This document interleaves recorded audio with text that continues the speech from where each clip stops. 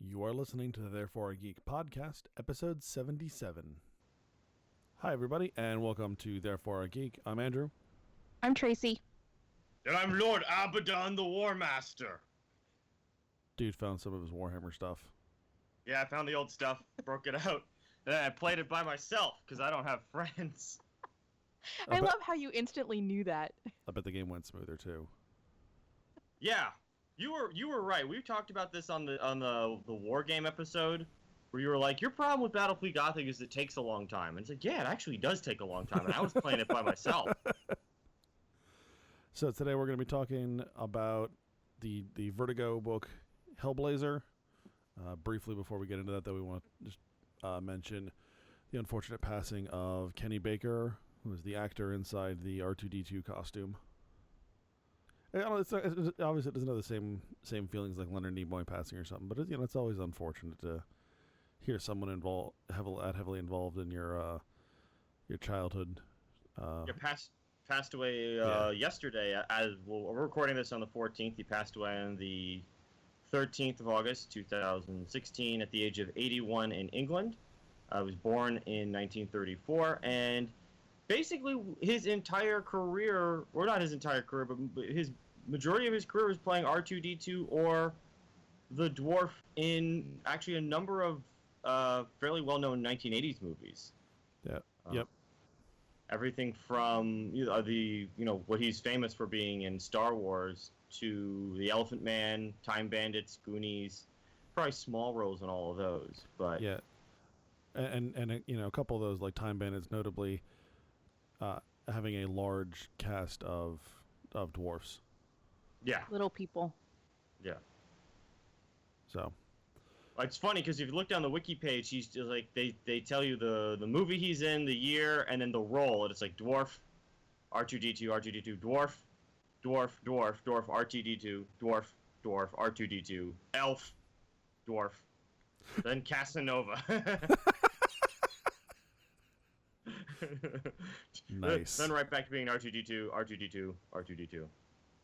You know, I gotta say that Peter Dinklage, and not just him alone, but I think it's easy to say that he's the forerunner of having little people able to take roles that aren't necessarily that. Although Casanova's pretty cool.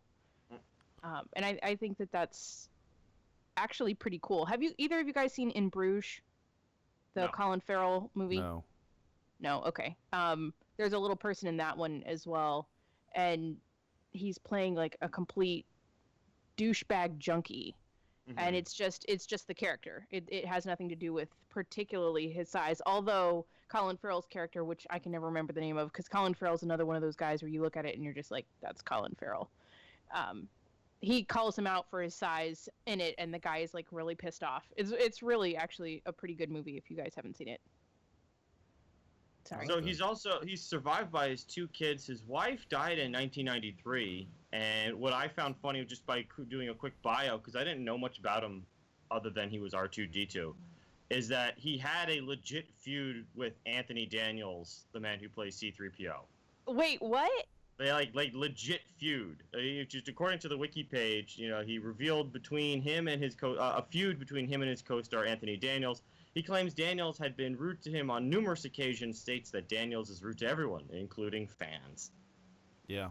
And like part of that is just so poetic that those two actually don't like each other. Like, do you think while he's inside the little R2-D2 can and he's just cussing him out, we can't hear him. He's like, you frickin' uptight mime son of a bitch. All you are is like, it's one thing we were talking about how Baker is just mostly R2-D2 his entire career, despite having a stint as a stand-up comic.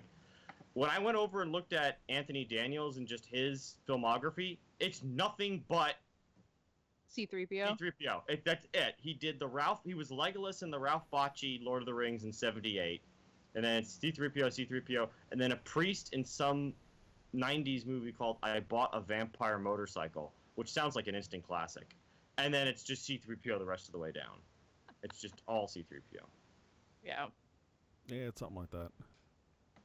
As I mentioned, our major topic today is going to be, we're discussing the first trade of Hellblazer. It's called Original Sins. So it collects issues 1 through 9 of Hellblazer, and 77 and 76 and 77 of Swamp Thing. So basically it spans January of 88 through October of 88.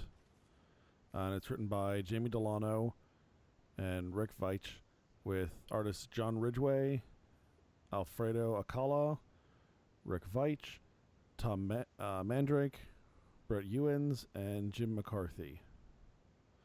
And this gives us a good jump into Hellblazer. So just to get the description off the back of the trade here is, as one of the few magicians who understands both the possibilities and dangers of his art, Liverpool native John Constantine has managed to keep himself from becoming lost in its dark power. But he also cannot escape its seductive, addictive hold. Unfortunately, while Constantine may understand magic's true price, the world is full of amateurs willing to sign away their souls for a taste of it.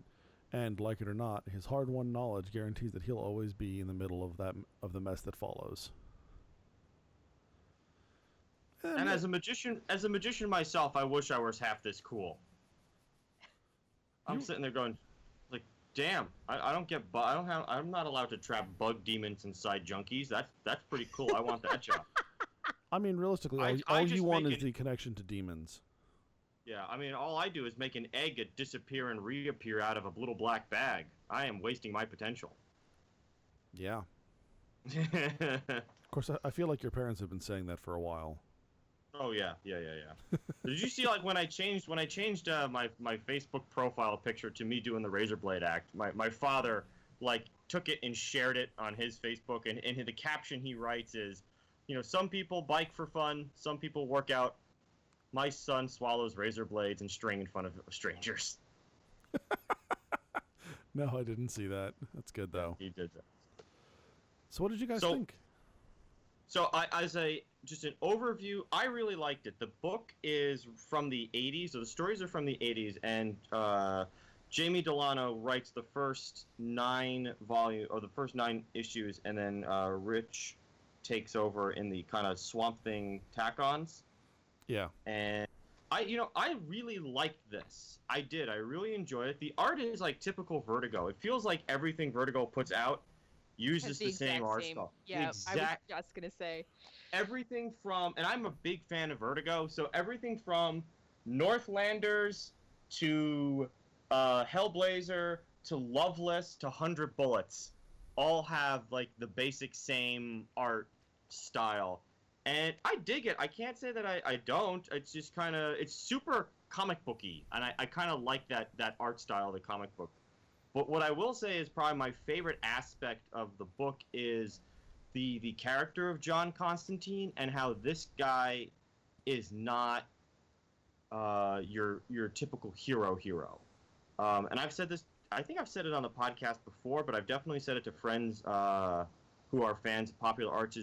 Lately, I've seen a lot of stories that give you good guys and bad guys, and sometimes the bad guys are kind of ambiguously bad. Are they really bad, or are they, they have some sort of rationale or reason behind it? And the good guys are kind of unambiguously good. They are just good. And like a good example is the last Star Wars film, where like Kylo Ren is kind of wishy-washy. Is he a bad guy? Is he not a bad guy? And then like all the people on the, I don't know if they're the Rebel Alliance anymore, but they're good guys. There's no way around it. There's good guys. And what I like about Constantine is there's some ambiguity to him. Like, he does some really shitty things. There's a lot of ambiguity to him. I was going to say, yeah, the only thing that he's really in that's really important to him is self-preservation. Yeah, and I think that just makes him far more interesting. I like ambiguously bad characters, ambiguous villains. I really like ambiguous heroes. I think that makes for a much more interesting story. So that's my primary draw to this storyline, or this book in particular. So I like that we dive directly into the story. We don't have an origin story here. Now, I realize that the character of John Constantine actually shows up in issue 37 of Swamp Thing. So I have not read those, so I don't know if any backstory was given there. But we just sort of dive into the middle, This guy clearly has a long past history that's sort of revealed in bits and pieces here and there, or at least referenced in bits and pieces. But we don't need to get into all of that. We can figure out everything we need to know about the character in the first issue, which I thought is a dying art, I think, in comic books at the moment. The other thing I have to say is that some issues felt, and I even had to go back and check and make sure that the writer was still the same. Some of these issues felt like they were written by an entirely different person. Especially, I think it was issue 3, which was about Viet in America, the Sons of Liberty, the Liberty, Idaho. Is that the state is from? Iowa, that's right. The guys that get stuck in Vietnam and are magically brought back. Also, it's issue 5. It's called When Johnny Comes Marching Home Again. Oh, it is issue 5. Oh, wow. Okay. Yeah. It was written by the basic plot of that one is what's cool about this is it's, even though the stories are kind of episodic, there are little links that keep it all threaded together. So there's this damnation army. There's this Resurrection Crusaders who are kind of polar opposites, but at the same Pyramid time of Prayer. Pyramid of Prayer, like these kind of mocking, kind of parody of new wave evangelicals in the 1980s, kind of like a hyper Falwell type. Yeah. And then you've got like the Satanists. And for those who don't know, in the 1980s, there was a big Satanist scare, at least in America. I don't know if it was in Britain, because the book is very British, but it bounces between America and Britain fairly often. So those were kind of things that grounded it in the reality of the 1980s. I'm specifically... Do either of you remember that record that supposedly said something satanic if you played it backwards? What was the... There were like dozens of them. Dozens. Really? Dozens. Okay. Everything from Judas Priest to Led Zeppelin in the 70s to... I want to say Pink Floyd's The Wall. Pink Floyd is the one I had heard of, yep. Yeah, it's a whole bunch of them. But yeah, there's a lot of... there was a big Satanism scare in the 80s in Southern California with daycares, and the Damnation Army kind of has that vibe to it, this kind of cult of Satanists. And then you've got this evangelical cult that... and they reappear throughout the course of the story, so they're kind of these ever-present characters that color the universe, but they don't dwell on them too much, because Constantine will have these little stories that he's got to fixate. And then he's got a couple reoccurring characters like Zed, the female character, which I thought was all really, really cool. Again, she was cool. To be honest, being a friend of Constantine is a really bad fucking gig. Yeah, I don't think that's a good idea. He either screws over, intentionally or unintentionally, 3 different people in 9 issues. You're absolutely right. I'm glad you brought that up, because issue 1, or actually not issue, the first 2 issues were one story arc, were really my favorites, because they test your loyalty to this character. Yeah. Where basically the plot is there's a demon on the loose because one of his buddies, a childhood buddy of his, is he messed up, his own version of demonic possession or magic, and he's unleashed this demon on New York. And John's got to clean up the mess. And basically what he does is he sacrifices his friend, a childhood friend, to stop this demon. Yeah. And it's one of those things where, like, yeah, he kind of had to do it, but he lies to his friend the whole way. He reassures him that everything's going to be all right. You also get the sense that this friend is a little bit helpless because he's a junkie, because he's very childlike. So it's almost as though, and of course, in the initial couple of pages, you realize that the first time this demon had been sort of held and trapped and bound, it was to a Sudanese child. So you also get this sort of cut out.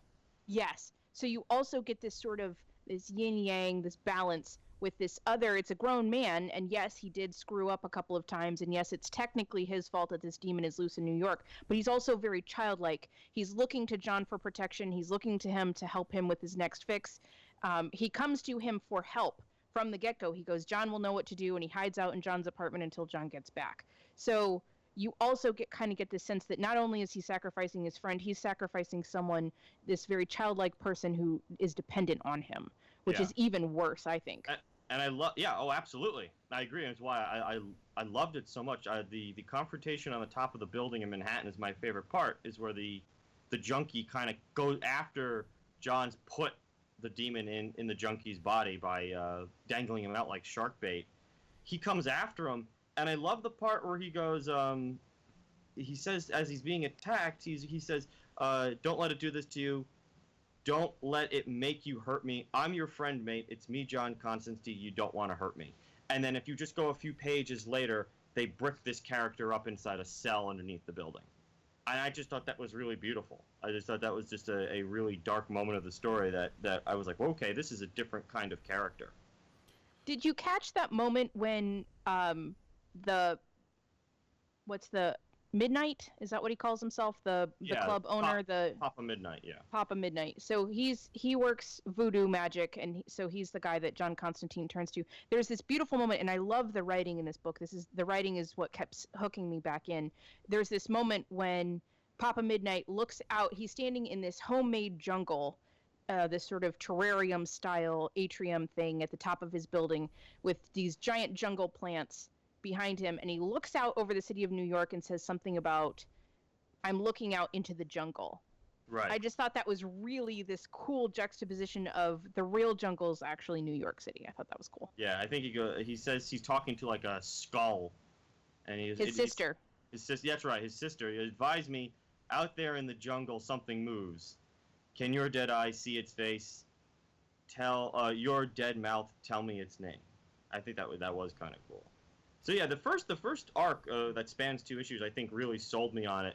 And then after that, the book gets a little episodic, while dropping little hints that there's a bigger arc to come. And I enjoyed all of that. Yeah, one of the things I think I enjoyed the most has to be the fact that at times you never know if John's going to completely lose it, if he's going to if he's going to break, because there are times, especially. I think issue 8, where John just completely loses his mind. Yeah, and he's in the hospital gurney or whatever it is, right? And there are times he is regularly haunted by what he thinks of the spirits of his friends whom have died, and he basically the ones he's screwed over. Yep. And again, he's around other people, so like he's the only one who's seeing these. But I don't know if John is if they're there, and only John can see them, or if not, and John's just losing his mind. Yeah, I kind of. So the one thing with the book is I bought into the supernatural element of it. You have to kind of buy premises when you step into certain stories. Yeah. So someone who doesn't believe in the supernatural at all in any facet, I just bought into it as a fantasy world and was totally. I just took the ghosts as, these are ghosts that haunt him. And I thought that was pretty cool, like especially like one of them was his ex-girlfriend, and then when he screws over Gary Lester, Gary like gets added to the roster of ghosts that start to follow him, and I was like, that's really cool. Yeah. The other thing I like towards the end, the older gay man gets added in as well. Really? Yes. Yep. And what I enjoy is sometimes how Constantine is fairly ineffective. Like Tracy talked about the coming home, or what was issue 5 again? I'm trying to remember the name. When Johnny comes marching home, where John has no role to play in that story at all. Nor does he care to. That too. He just watches this whole disaster unfold, where you've got a veteran who is just severely damaged, who committed a war crime, and then the unit that he screwed over is summoned by the Pyramid of Prayer after they pay a certain fee, and which I love that part. Love that. I absolutely love that. And they show up, and the family thinks they're doing good. They've done all the families of these, the parents of these children who have been killed in Vietnam 20-something years earlier. They think they think they've done well, and they've just brought these incredibly angry war spirits. I think the line in the book is the spirits have brought the war with them, and it just turns into a complete disaster. Yeah. And all John is, I think he says at the end of this issue, is I cease being an observer and become a witness. I thought that was really cool. Is sometimes he sucks. Can I ask you guys? Other times he's good, like with the Waiting for the Man. What is it called? Waiting for the Man, where he does take charge and he does save the day, as it were. So you get this both sides of this hero, which I think makes him more complicated. Because there's a part of the book where you go, I'm not really sure if John's going to save the day. Yeah. Which makes it, to me, interesting. Did either of you get the impression, speaking of issue 5, when Johnny comes marching home, that the only spirits and demons were in the one guy's mind, not John's, the other war hero?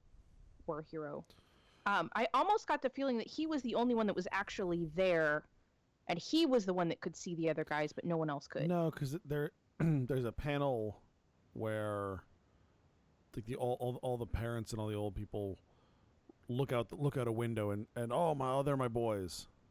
Yeah. Oh, they actually do see them. Yeah. Okay. It's a brief panel where they interact. It's a page. I just pulled it up real quick. Page 132. It's the bottom 2/3 where the soldiers start to show up while Lieutenant Ross is going crazy.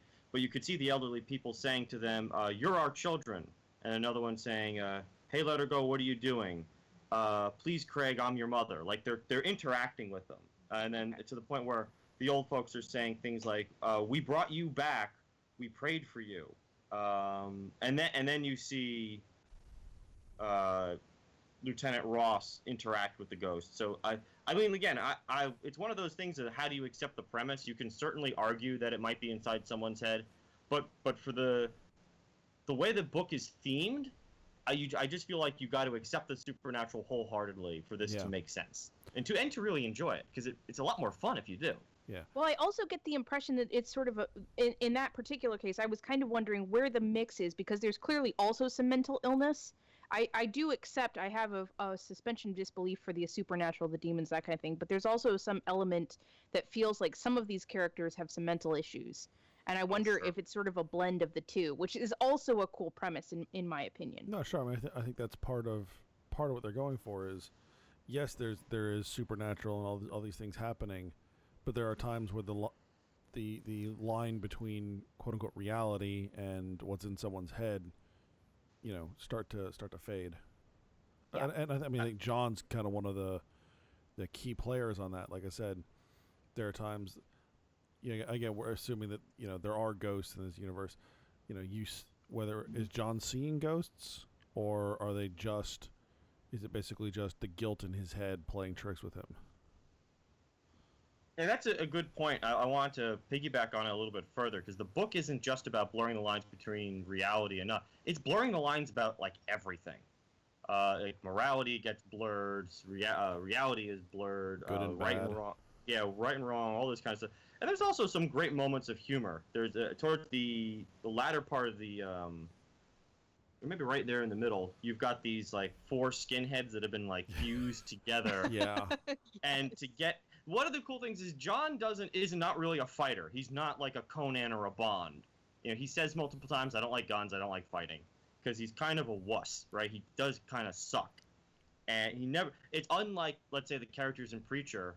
I'm trying to Cassidy and what's his name? Jesse.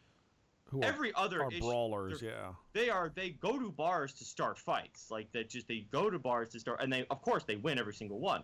In this one, Constantine's not the case, and he's got to like use little tricks to defeat his enemies. So like in Waiting for the Man, just gets his ass whooped, and by the grace of God, Zed is behind the dude with a bottle and blindsides him. That's the only way they beat him, right? She has to blindside the guy. And when it comes to the 4 skinheads that get ripped to pieces and then fused together by a demon, John pits their football alliances against one another and forces it to beat itself to death, which I thought was super fantastic. Yeah, I thought that was really cool. Also shows a really good understanding of football hooligan culture. Yeah. Good Lord, if there's anybody that would actually kill itself, it would be a fused football hooligan, half of which supports Chelsea and half of which supports Arsenal. Yeah. Well, in general, this book is a springboard for a lot of English writers. Warren Ellis, Neil Gaiman, Garth Ennis, Jamie Delano, like all these guys, they get their start here, but they use this as a big jumping off point into other like DCU kind of stuff. Yeah, I mean, it really was kind of like where they made their name. I also like the moment where his buddy Richie goes into the internet, and you almost get this like. For the 1980s, I was actually really impressed. I mean, then again, they did Tron, so maybe I shouldn't be that surprised. Tron, this post-dates Tron, but it was drawn fantastic, and then of course the his art was friend really good on that one. spontaneously combusts, and again, Constantine pulls this move that surprises the reader. I think certainly surprises me, as he unplugs his friend. That was the one moment when I really thought, that guy's a bastard. Yeah, I mean, out of everything that he did, that was the thing that pissed me off, because I was like, he could just leave him in there. Like, there's Right. absolutely nothing that says he has to switch the off switch. Yeah, but at the same What an time, asshole. but at the same time, the question then becomes, how much is that guy now actually living? He can't return. His body's gone. He's Right. permanently stuck in the computer. Is it really worth his living any further? Yeah, I'm curious to see, because when we started reading this book, I knew nothing about this character. I knew nothing about the backstory. So I'm curious to see if he shows up. I don't think he showed up as a ghost, because the ghosts show up again, and I don't think he was one of them. Be curious if this guy found his way into the internet ether and shows up again, or something like that. Yeah, that'd be interesting. I thought that was. This is really... comics. It probably will happen. The other thing I really like is, obviously, Constantine is kind of ambiguously good, ambiguously bad. But they also don't have just like the traditional good bad roles. Like both the demons and the Christian right group are effectively equivalently evil. Right. It's just one is honest about itself, and the other is delusional. It's not even just. I mean, certainly honesty is part of it, but it's just, even though those two are polar opposites. Mm-hmm. They're still an opposing force to John. John, and they even mention it in the book, John is frequently the third way. Mm-hmm. Not necessarily. Sounds like the Libertarian Party. Yeah, but not necessarily. In John's case, he's not necessarily the right way. He's just a alternate. Right. Which I think is kind of cool. We don't like the demons, obviously. Although in the issue, despite its politics, the issue about the demons taking bets on the Conservative Party winning a third term. Right. That was freaking hilarious. Yeah, it was. I mean, that was really funny. And I know, like, Delano is known for adding his politics into the story, which I can overlook. I really don't care. It was really funny. Like, I really thought that was the whole thing where he fakes out the demon to crashes the stock market. Crashes the stock market in souls. Yeah. Because they're suddenly betting, undervalued. Yeah, they're betting on the futures. They're betting that the Conservatives will win a third term. So John shows up to bet against the futures, and the demon's like, "What? You got to be kidding me!" So they sell short on the market in the UK souls and wind up getting beat. I just thought that was so funny. I thought that was actually a really very British sense of humor, right? It was amusing, but I think overall that was the weakest issue out of this whole. In fact, that was the next thing I was going to bring up, is that there are a bunch of times when political views kind of come into this, but I think all of them were done better than that issue. That was so blatant. I felt like he sat down in a fuming fury the night of the election and wrote that thing. That's what it felt like. You're probably right. It was definitely the weakest, but it to me it was also the funniest. It was the most humorous of that group. Yeah, I wouldn't disagree with you too far on that one. I take British writers in politics, particularly in the Thatcher era, I really take with a grain of salt. Like, I really, really do, because I think history's kind of borne her out a little bit, and with Alan Moore and all these other guys who wrote anti-Thatcher books in the 80s, and we could probably do a whole podcast about them. Oh Lord, don't even ask the Irish even today about Maggie Thatcher. Good God. Yeah. I mean, talking about like the politics of the time, I also think one of the most interesting parts of this is just how of the 80s it is, and not necessarily in a bad way. Right? It is very much a book of its times, but it is also very much, it is set in the era, and it makes sense in the day. John's friend Ray gets a diagnosis of AIDS, and his treatment is very, by other people, is very much the same. Ray's actually got a line that is I can't call it prophetic because he's right and he's not right, where he says when he's talking about it. This AIDS love, don't be afraid to speak its name. That's what they want people to do. Push it back to the closet with all the queers and the junkies. They'll only wake up when the straights start dying. Then it'll be too bloody late. Right. So, I mean, I think we've realized that it's not too late. Obviously, this isn't quite the epidemic that we thought it might be in the 80s, though it is certainly of epidemic proportions. But he's damn right. Nobody started paying attention to this until the straight community started being affected. Realistically. Yeah. And I mean, that's 1988, so that's, Well, I also, it reminded me of that awesome picture of Princess Diana hugging the man with AIDS, which happened, I think, in 91, so 3 years after this was written. And it was that moment when, I mean, before that, of course, the more intelligent, maybe the academic community, the CDC, were understanding that you couldn't get AIDS from touching someone. But the population of the Earth as a whole did not know that or didn't believe it. So to see this woman who was such a princess of the people actually hugging a man who had been diagnosed with AIDS and had it openly was a really big moment. So, and that's what I kept thinking of when I was reading those scenes. Well, it's that and the fact that, I mean, especially at the time, AIDS was affecting what were basically undesirable portions of the population. So the general attitude was, who gives a shit? Yeah. I'm trying to remember. This was written in 88. I'm pretty sure. Did the Ryan White incident happen by that point? The young boy the hemophiliac who contracted it from a blood transfusion? Because I do like the line, but I do feel like it's a little bit of hindsight. Like you get to write that after the fact. Because by 88, it was pretty well understood that everyone was getting affected. In the early 80s, 83, 84, 85. 84 was Ryan White. Right, yeah. So by this point, it's obviously, it was not prophetic. To me, it was hindsight, but still a fairly powerful sentiment. I don't know. I still don't know that it's high. I mean, I think it became more well aware that, people could get it, but it still wasn't any kind of common. I mean, it was still shocking when Magic Johnson announced that he had HIV. Right. I mean, that was a huge deal. That was a huge deal. I remember that. No, so, but there's a difference between. Well, I'm specifically talking about the straight community being affected, vice our understanding of how it spread. I think Tracy's right. There were still plenty of people who were super ignorant about how it was spread. But I think by 88, it was a fairly people understood it was a problem. I think by 88, they had already knitted that big quilt on the White House lawn. Like it was pretty well understood. Or at least it was well known by that point. Well, I think it was well known that it was a fake. I think it was well known, like, again, how it was transmitted. Like, I don't know. I just that still feels kind of prophetic, honestly.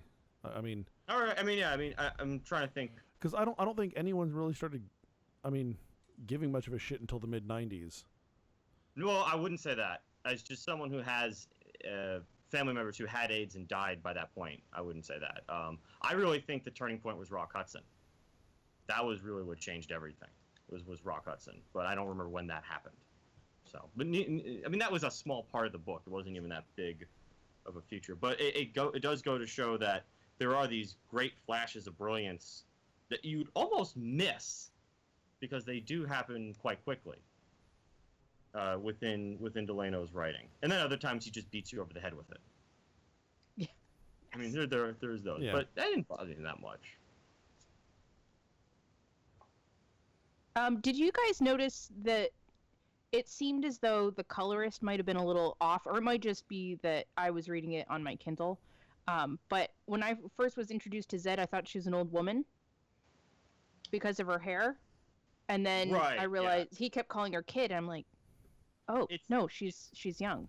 No, it mentions that she's young. Again, it's one of those things you got to kind of catch it because it happens so quickly you could pass you by. And then her hair progressively gets whiter. Yeah. As the story goes on. Yeah, I don't know. I mean, again, Vertigo art's weird. So it might be because you were on the Kindle, because to me, I didn't really notice it, but I'm paging through it right now, because I think by the end of the book, she's got really short white hair. Yeah, and it's very smooth at that point. Yeah, and it's like, it's just that I think that was just Vertigo art. Whereas I can't previously she had James or Cruella DeVille style. David Bowie hair. Oh, she had like Is what I thought. Oh, really? Because when she's first introduced, I thought, is this some sort of cheap Cruella DeVille that they're adding to this? But no, I see your points. Well taken. With the Vertigo, I don't know what it is. Do they always employ the same artist? Now I'm gonna have to go look at all my Vertigo books. Is it the same dude over and over again? I'm looking at the credits right now. No, I mean it's artists all over the. I mean Vertigo, again, it's being a kind of a DC imprint one. I think it was a jumping off point for a lot of artists. I mean, just looking at the first 9, it's the same colorist down the line, and these are kind of things I don't. And it's the same pencils. Mm-hmm. Well, then it switches. Sometimes it'll say written by, ink by, letters by, pencils by, and then sometimes it'll just say art by. Looks like, well, maybe Casey's got a point, because Ghosts in the Machine, they break down the pages when they changed artists. So maybe there is a difference. It's actually a good catch, because I didn't notice it until she brought it up, and now I'm looking at the credits, and you can see that there's art by Brett Ewins and Jim McCarthy from pages 167 to 169, and then John Ridgway from 170 to 190. So maybe there were changes that you notice better in the Kindle because of the way it's done in Kindle. I didn't Possibly. notice. I get the guided view, so I get kind of an enlarged. I usually read on the guided view, so. Okay. I definitely noticed inconsistencies in art, and maybe this is just being a more modern comic reader. I mean, I've gotten kind of used to pages, artists flip flopping all over the place based on pages. Some certain books, especially Marvel event books, have been bad at times where they've had, here's issue number 7 with 8 fucking artists because we were running late and couldn't get it done. Yeah. We packed this issue with so many artists, you have to like it. Or there was this was actually done on purpose. Well, there was Harley Quinn issue 0. They were basically like, all right, Amanda Connor's gonna write it. Amanda Connor and Jimmy Palmiotti are going to write it, but you guys get to pick the artist, and so they had like 30 artists do like a page or 2 a piece. I couldn't take that issue. I just couldn't do it. Yeah, I definitely prefer a consistent art style, at least per issue. Yeah, I mean, it's nice to get it on a long run too, but... Yeah. Actually, I think my most recent disappointment was when the artist on Rat Queens switched, because I really liked the art in the first 6 issues, and then it changed, and I was like, yeah, I had a similar feeling. I think that covers it. Yeah, any further final thoughts from anyone? I mean, I think we'll say this. I would recommend at least. I haven't read all of these, but Original Sins.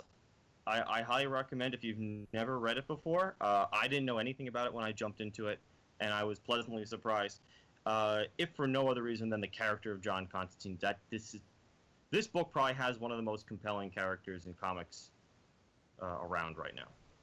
I found the writing style to be very compelling. This is really the definition to me of a graphic novel, where the story and the writing could be just as easily prose in a regular novel, and instead it's submitted graphically, which I really love the metaphors. I love the way the story flowed.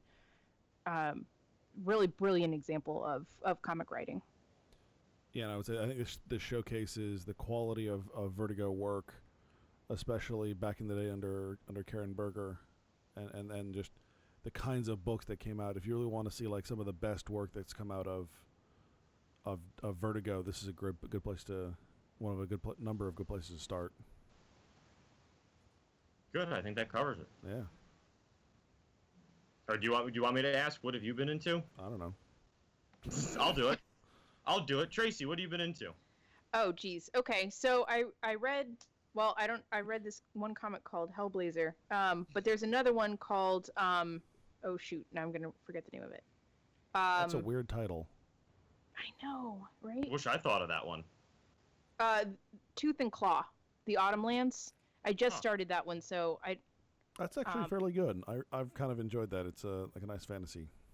I don't know that one at all. What is that? Well, I've only read one issue, so you go, Andrew. It's basically a fantasy series with all anthropomorphized animals. Oh, okay. Basically, kind of like magic is dying in this world, and they've got to figure out why. And so they basically convene a council of magicians to try and figure out what's going on and maybe fix it, and goes from there. So, if you like David Peterson's Mouse Guard, I think that this would be something else that you would enjoy. They're not that much alike, but yeah, I think so. I also... They have animals. That's about where it stops. Right. That's like recommending Squarriors for anyone who's read Mouse Guard. Like it has animals in it.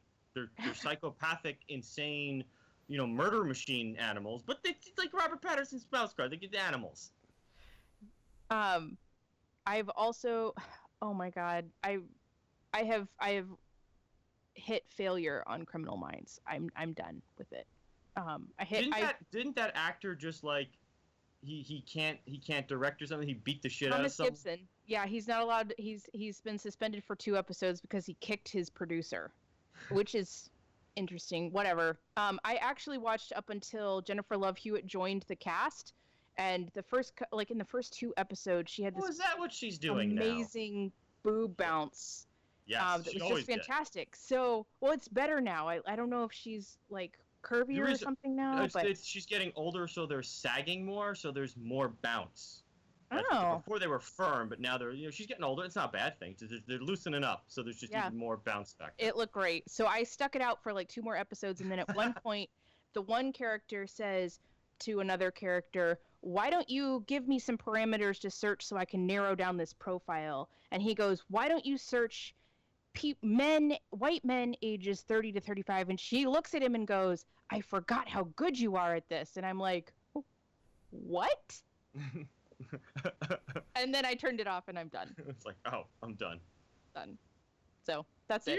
Did you ever see that TV movie from Lifetime where Jennifer Love Hewitt's like a rub and tug massage therapist? No. Did you ever see that one? Nope. That came out. Oh, I want to say 4 or 5 years ago. Where I think it was like I think it was a TV movie, or maybe it was a mini series on Lifetime, where she was a rub and tug masseuse, and my buddy's girlfriend had watched it, and she's like, "It's stupid. It's just a bunch of dudes trying to talk to her, and it's got Jennifer Love Hewitt. You just want to get rubbed off by Jennifer Love Hewitt. That's why you're there. Don't pretend like you want to talk about feelings." Wow. I want to look that one up. How about you, Andrew? I started reading Naja from Magnetic Press. Excellent. Yeah, I'm I think 2 chapters into it. That's been pretty good. It's about an assassin who literally feels no pain. And so she's the number 3 hitman for her boss. And for some reason she finds out the number 1 hitman is after her. Oh, that's always the story. You got the number 2 hitman, and the number 1 hitman's after you. But she's so good, she becomes the number 1 hitman. That basically it. You just spoiled it for me. Yeah, I assumed that was what was gonna happen. I assume that's what's gonna happen. So no, it's like almost every hitman story that's ever written. Remember the first movie, The Hitman? He's like the best hitman ever, but then his bosses turn on him. It's like, why? He's the best ever. Why would you do that to him? You're just gonna make him mad. Yes, I never saw any of the Hitman movies. I can't remember who plays the hitman in those. Utterly unforgettable actors from what I remember. I actually don't. I didn't even see. I didn't even see either of them, and I knew how they were going to play out. Right. Need to. That's probably. Honest to God, that and Hellblazer's mostly it. Timothy Olyphant. Oh, that's why, because I don't like Timothy Olyphant. Yeah, you hate Timothy Olyphant the way Boss hates Kenneth Branagh.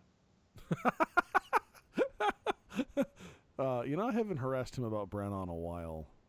Yeah. I think the last time I did was when the first Thor movie came out. And I just started posting all kinds of stuff on Facebook about how awesome Thor was and tagging him in it. That might have been why he unfriended me for several years. I remember when I figured out the password to his work computer, I just made his background Kenneth Branagh photos. on a cycle. Oh God. You guys are genuinely evil, both of you. And I found like the most smuggiest look on his face to put on his background. He punches in his password. There's Kenneth Branagh staring at him. I mean, you know, having watched a fair amount of the Branagh, a fair amount of the Olivier, I mean, like overall, Olivier's better. But there's a couple like Henry V. Olivier's Henry V. Olivier's great. Nobody else in that production knows how to enunciate anything. Yeah, Olivier will give these great speeches, and then everyone else will be like, and like, what in God's name is happening? Did you ever watch the MST3K where they riff on Olivier's Hamlet? No, I mean we sat through Rocco's class and listened to him do it. Yeah, but I mean, the MST3K guys are priceless. I just yeah, Rocco was pretty bad too. Man, he used to get so stuck on incestuous sheets. He must have replayed that at least 17 times when I saw it. He just kept going back and forth. Incestuous seats, and he would turn. Do it again! We might have been in the same class. Incestuous sheets, and he turns around. Do it again! And it's like, well, what kind of sheets? Incestuous sheets. What kind of sheets? And he would just keep going back and forth. Oh man, good times. That was something. Yeah. So, I've been going through 100 Bullets. I'm on the second volume of 100 Bullets now because I've collected the whole thing and now I should actually read it. And I just saw a friend of mine post this meme on Facebook that I think applies to me when it comes to trade paperbacks. It was like, I own 200 something books. I just bought 17. I'm rereading Harry Potter.